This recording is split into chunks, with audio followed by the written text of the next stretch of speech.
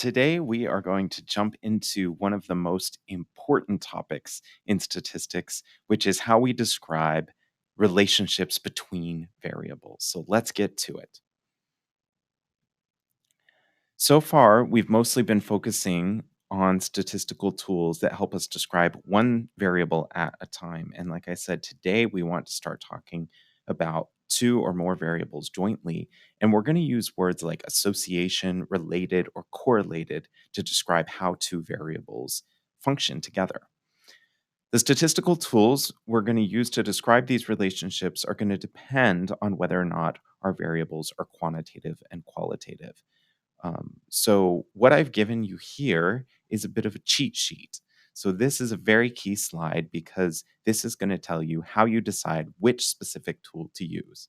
And as noted, it's going to depend on the types of variables that you have. So, let's start one at a time.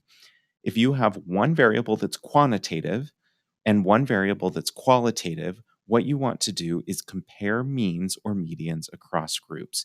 You might remember that we can only calculate a mean or a median for a quantitative variable. For a qualitative variable, it doesn't make sense to calculate a mean or a median because qualitative variables are something like the industry of an organization, right? It might be manufacturing, or it might be that the organization is more a white collar kind of um, job, a knowledge industry job or organization. So, what type of industry you're in is not something you can compute the mean or median for, but you could compute something like the average wage in that organization and then compare across different industries. Do some industries pay more than others? That's an example of a quantitative variable, wage, and a qualitative variable, industry. And we can make comparisons. That's how we would see if industry relates to wage. We can also have it where we have two qualitative variables. In that case, we're going to use something called a contingency table, which more informally we often just call crosstabs, to compare rates across groups. And we'll see an example of that in a moment. If we have two quantitative variables, then we can calculate a correlation or use a regression. Technically, we can use a regression of some sort in any case, but just vanilla regression is going to work very well if we have two quantitative variables. Now, one thing to note is that if we have an ordinal variable, we usually have to decide whether we want to treat it as a quantitative variable or as a qualitative variable. And then, based on that decision, we're going to use one of the three methods identified above. There are some other more advanced ways of treating ordinal variables, but that's a good way to get started.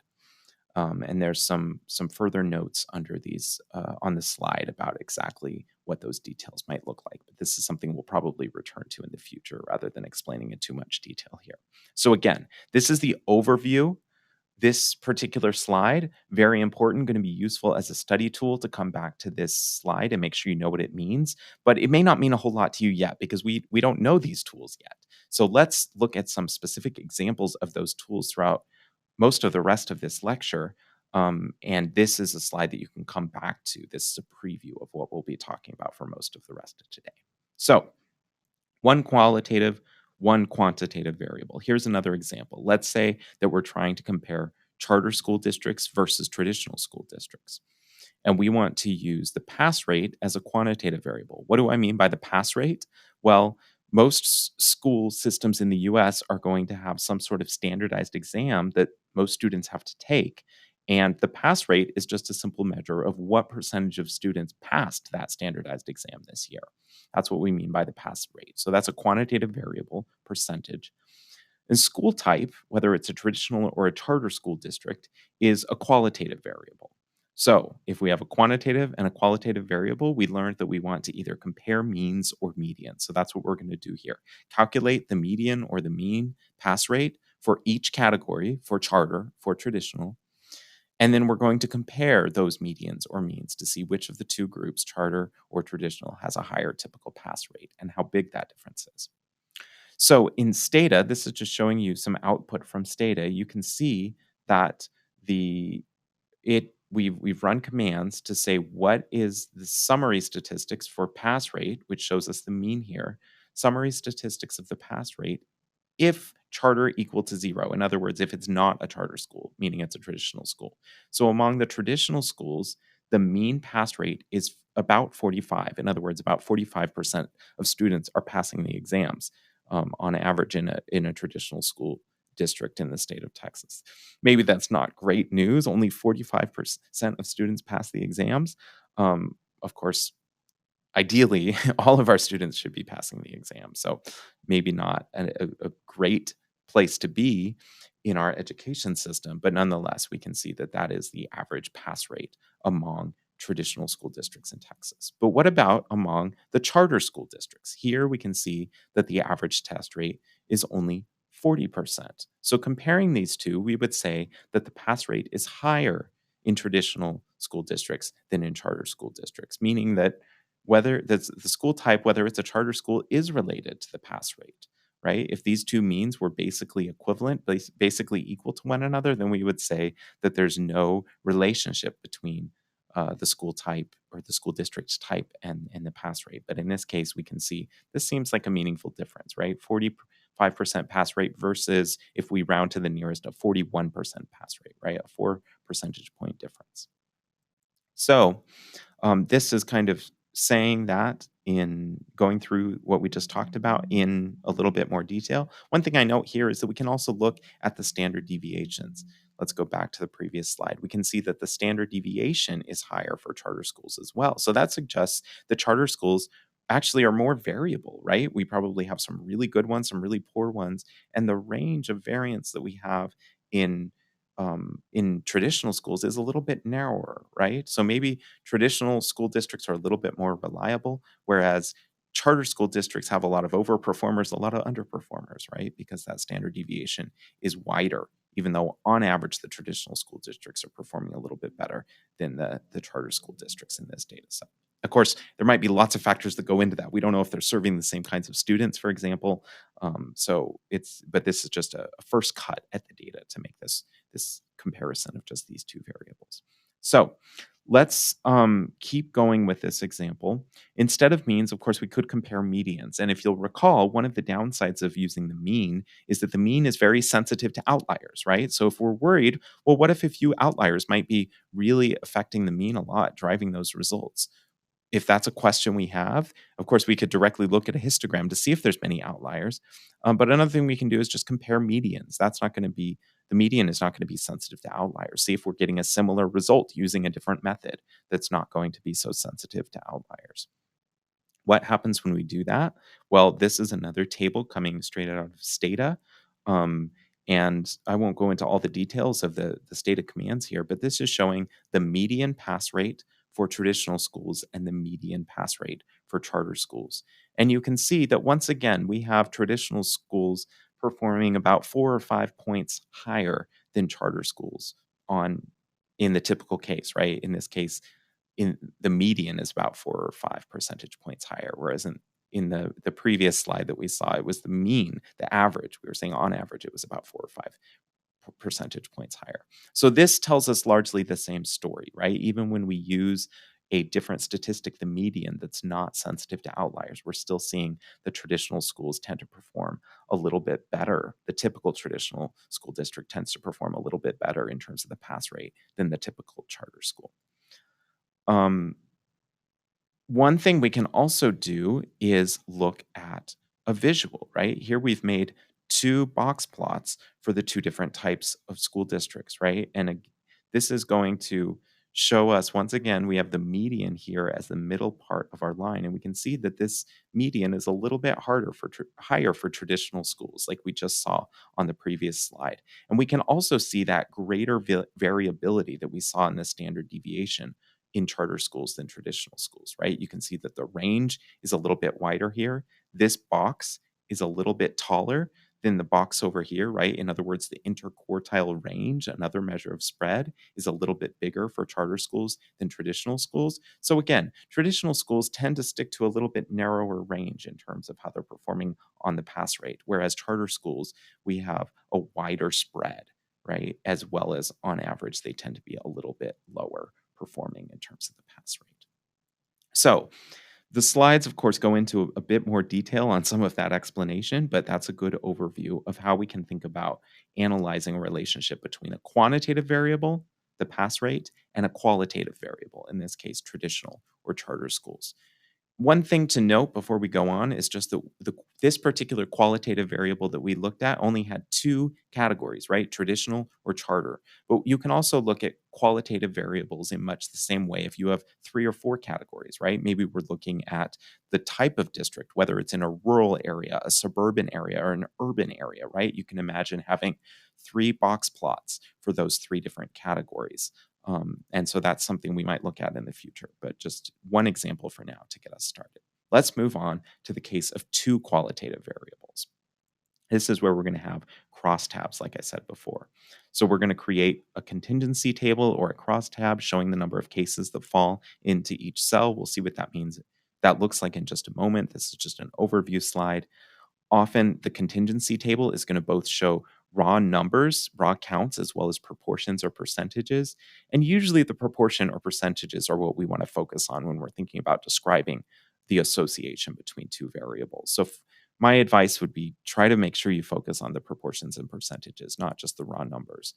And then more specifically, we want to note whether that percentage or proportion breakdown for one variable changes depending on the value of the other variable. This might be very abstract, but we'll see an example on these next couple slides. So this is what I've typed into Stata, and some output that I've gotten, which is going to spill over onto the next slide. But first of all, in this example, what are we even talking about? Well, I want to know, are charter school districts more likely than traditional districts to have only a single school within that district? So I have two variables, one that's going to tell us the district type, is it a charter school district or a traditional school district? And then a second variable, which I've called one school dist, right? Which means it's a single school district, right? They only have one school in that district. So that's going to be, we have two what we call binary variables, right? They're qualitative or categorical variables that can take on two values, either traditional or charter, or single school district, non-single school district, right?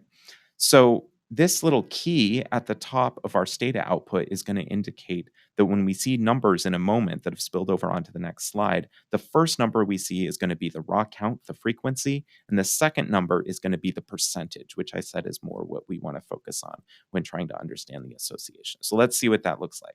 Here's the raw numbers, the frequency, and here are the percentages right below it. Same thing in this cell, raw numbers, percentages, raw numbers, percentages. And you can see in the total column here at the bottom, of course, the percentages are 100 because it's saying 100% of the traditional schools are either a 0 or a 1, right? So that helps us also to keep track of our interpretation that there's going to be 100s here in the total column, depending on how we calculate our percentages, right?